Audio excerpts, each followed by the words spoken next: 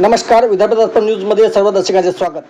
सेवानिवृत्त शिक्षकांच्या हक्कासाठी लढणाऱ्या महासभेचे रौप्य महोत्सवाचे अधिवेशन नागपूर येथे पार पडले। या अधिवेशनाचे उद्घाटन केंद्रीय मंत्री नितीन गडकरी यांच्या हस्ते झाले।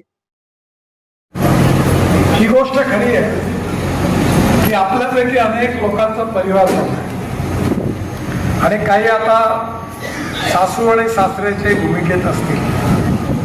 पहिल्यांदा मुलगी जन्माला येते तेव्हा ती कोणाची तरी मुलगी असते, मग ती मोठी झाल्यानंतर ती लग्न होतं तेव्हा ती कोणाची तरी सून होते, आणि मग तिला मुलाबाळा होतात ती कोणाची तरी माता होते, आणि मुलाबाळांचं जेव्हा लग्न होतं ती कोणाची तरी सासू होते। आणि म्हणून मुलाबाळांना जेव्हा मुलाबाळा होतात तेव्हा ती आजी होते, पणजी होते।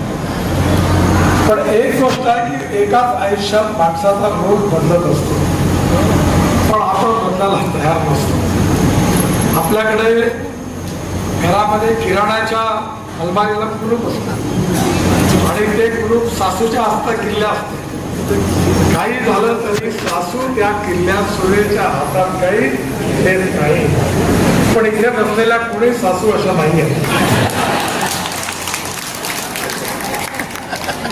कारण जे मिळतं ते कोणाला सोडवत नाही।